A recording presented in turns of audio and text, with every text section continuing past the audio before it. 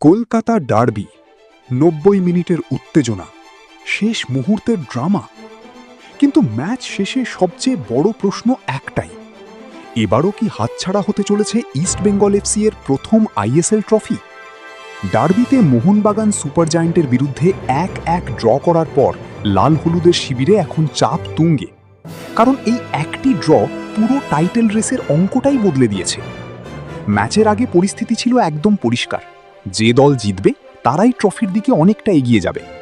কিন্তু ড্র হওয়ায় এখন শেষ ম্যাচ পর্যন্ত অপেক্ষা করতে হবে সমর্থকদের।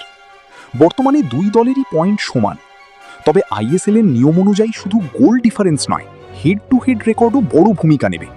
আর সেখানেই শুরু হয়েছে আসল টেনশন। এখন প্রশ্ন হচ্ছে, কোন অঙ্কে এখনও আইএসএল জিততে পারে ইস্টবেঙ্গল? সহজ ভাষায় বললে, শেষ ম্যাচে জিততেই হবে লাল হলুদকে। শুধু তাই নয়, তাকিয়ে থাকতে হবে মোহনবাগানের ফলাফলের দিকেও। যদি প্রতিপক্ষ পয়েন্ট হারায়, তাহলে ট্রফির দরজা খুলে যেতে পারে ইস্টবেঙ্গলের সামনে। কিন্তু যদি দুই দলই জিতে যায়, তাহলে হিসাব যাবে টাই ব্রেকারে, আর সেখানেই বাড়ছে সমর্থকদের দুশ্চিন্তা। এদিকে সোশ্যাল মিডিয়ায় শুরু হয়ে গেছে তুমুল আলোচনা।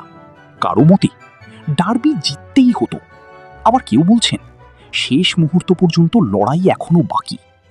একটা বিষয় অবশ্য পরিষ্কার, এই মরশুমে ইস্টবেঙ্গল যেভাবে কামব্যাক করেছে তা সত্যিই প্রশংসার যোগ্য। একসময় যারা অনেক পিছিয়ে ছিল, তারাই এখন ট্রফির দৌড়ে অন্যতম বড় দাবিদার। তবে শেষ হাসি কি হাসবে, ইস্টবেঙ্গল নাকি মোহনবাগান? সব উত্তর মিলবে শেষ ম্যাচের পরেই। তোমাদের মতে ইস্টবেঙ্গল কি এবার আইএসএল ট্রফি জিততে পারবে? কমেন্টে অবশ্যই জানাও।